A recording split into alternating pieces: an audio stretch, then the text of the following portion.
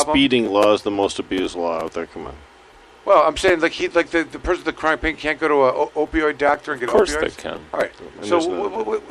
So people are going to be people.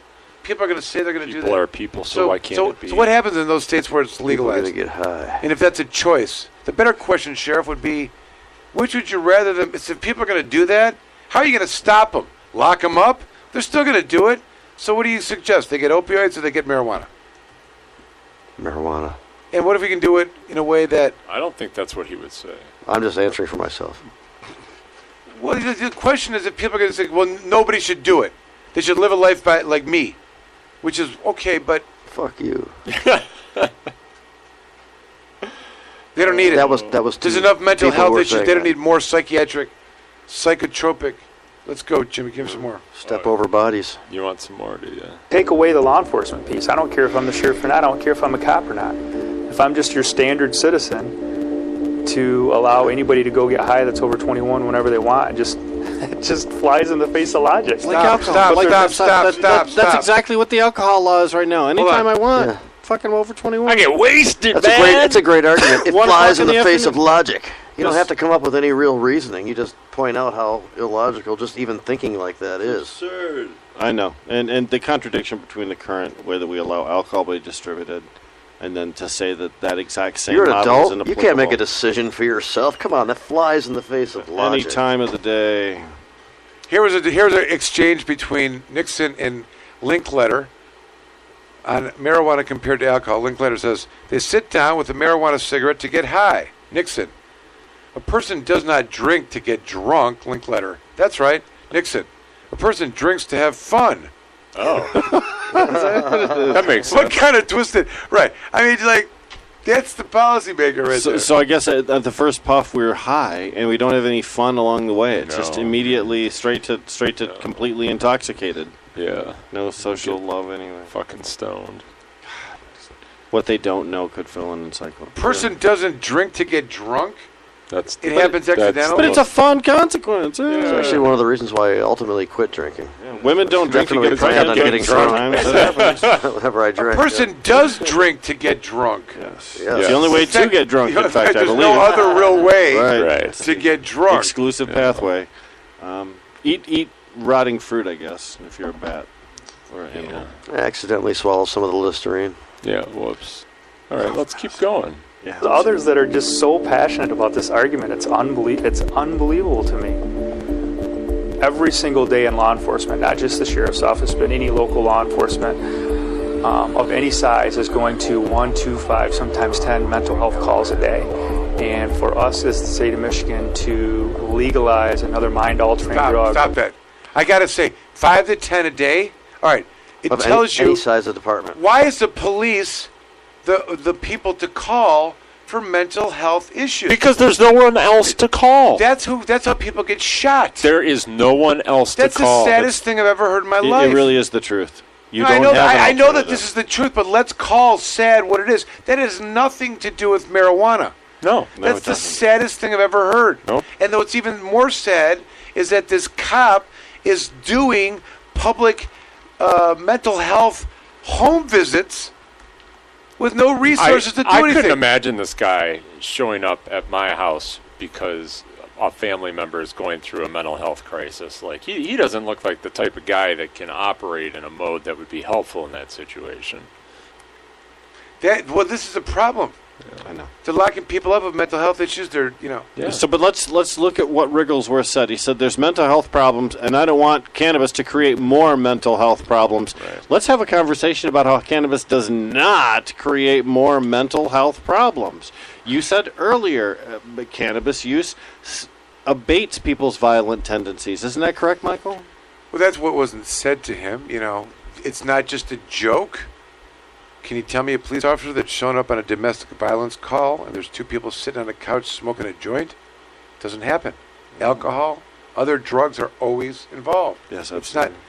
And they know that alcohol is probably the number one cause of all of those domestic. Of course it is.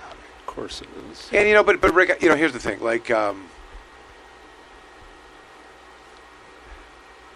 some people may react crazy to marijuana. I don't know. Some people may get a little. Who knows? Jamie, I've seen him. No, react crazy. and they got the. There's the. When he wants there's to some. get There's some suggestions to underage kids. Frontal lobe brain shit. I don't buy whatever. But that's the thing. That's a statistic that you're gonna hear pounded. And my son's been on medical marijuana since he's 3 years old. He's 9. He does great in school. That's ridiculous. The predisposition of someone to be schizophrenic argument. I'm not supporting it.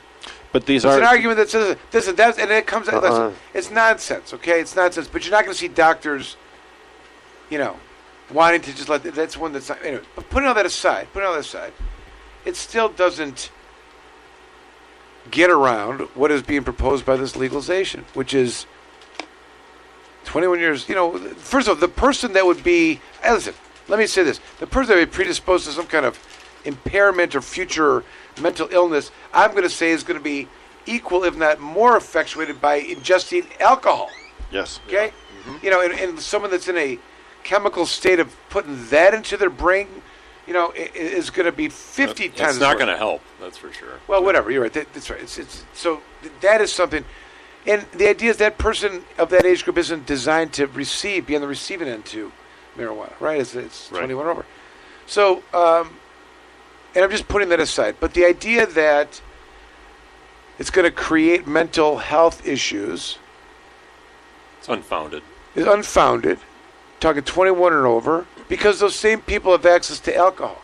It doesn't create schizophrenia. It doesn't create violent tendencies. No. It doesn't create a hazard for people driving out on the road. So a lot of the things that he's talking about here, if you substitute the word alcohol for marijuana, it would make a perfect sense that he's saying that.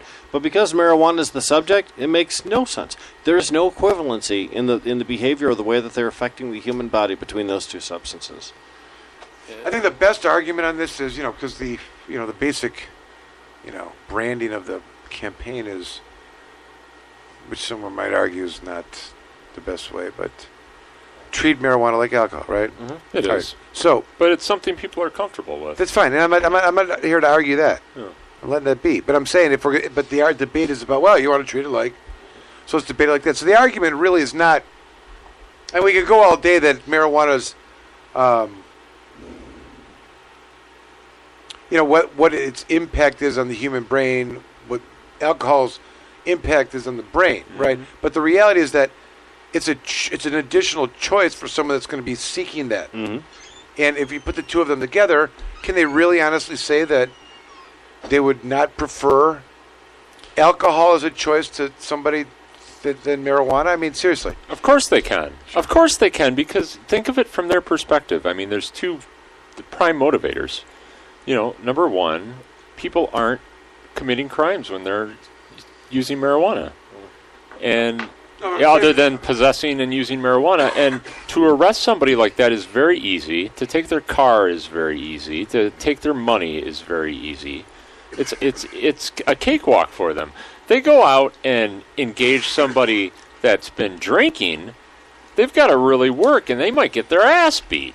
I mean, these people are unpredictable that they're engaging with. So we're the definition of low-hanging fruit. We're easy money. We have cash, right? And we don't fight when you arrest us. We recognize that we have to surrender, and so it makes us easy. If they're driving in a car and some of this behavior is taking place, or smoking a car, no one's advocating that. If someone's intoxicated or impaired by that's such a thing. But listen, the question I'm asking is this? Do you think that this guy really asked the question? Okay. So you've got X amount of people. You got 5 to 10 calls a day. Yeah. Okay? People with mental health issues. Are you telling me that if those 10 people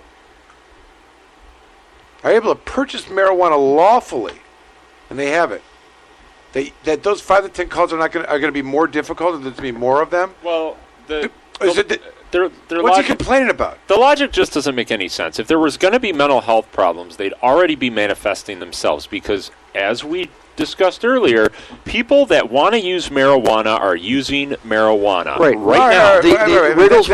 Wigglesworth presupposes that cannabis is bad and that there'll be more cannabis on the scene if you legalize. Neither one. supportable. Or let's assume like that premise is right, that everyone's obeying the law, right? And then he goes out to these scenes and everyone's like that has mental health issues, are not using other drugs or on some other psychotropic drugs from that are probably creating all kinds of problems. Okay, but the real question is, can he say? Does he know enough about the topic? Like, if you're really going to attempt to address this issue, which is people have mental health issues. We shouldn't be doing them, but we are.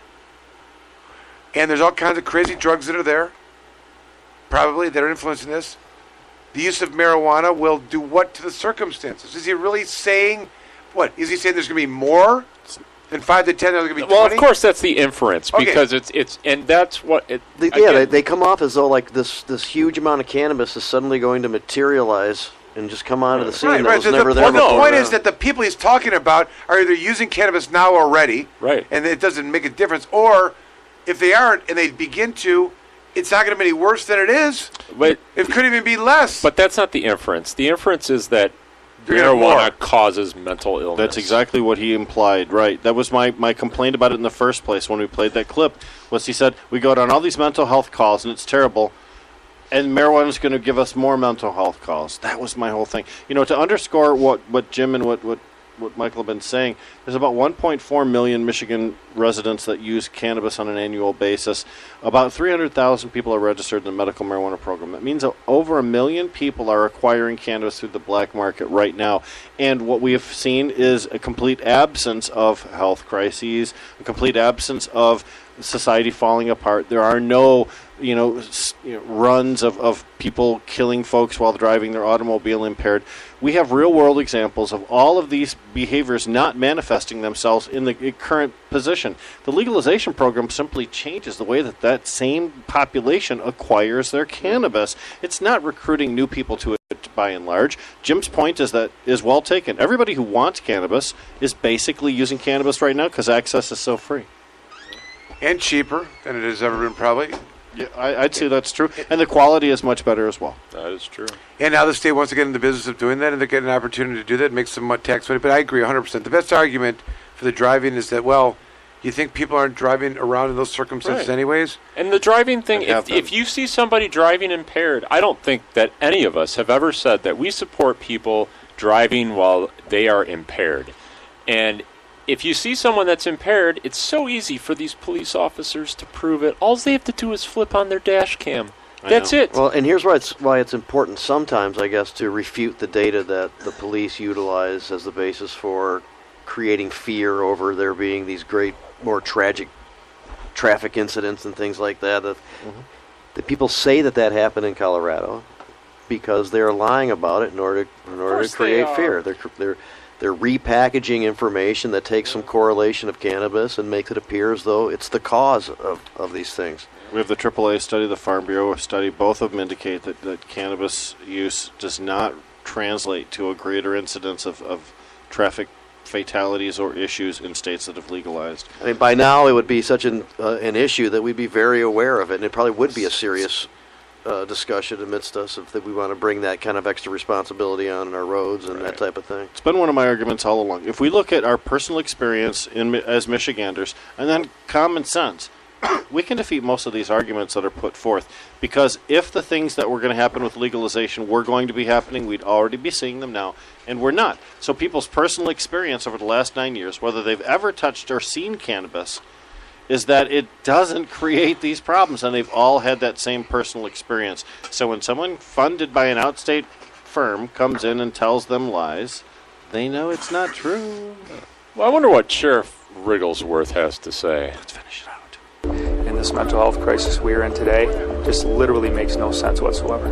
This is a simple equation. Literally. The more opportunity we give people to use recreational marijuana legally, the more they're going to stretch the boundaries and the more they're going to take it, kind of the onus on their own, do whatever the heck they want. We see that all the time with a lot of different things in law enforcement, and I certainly think that if it's everywhere, people are going to stretch the bounds of the law, and we're going to have to deal with it as well. Can you stop that, What please? does that mean? So what he basically said People was shouldn't be able to do what they want. every time we give people freedoms, they push the boundaries. So we shouldn't give them freedoms, is what he's basically Yeah, that's what I'm saying. saying. The people shouldn't do what they want. That's right. We have to be around to corral them up if they start trying to do what they want. What do you think about that, Michael? You heard the More money sheriff. for that. When you give people freedoms, it just seems like they push the boundaries. Well, is that not human nature? Isn't that what people do? Isn't that evolutionarily And programmed then into it? if there's a problem from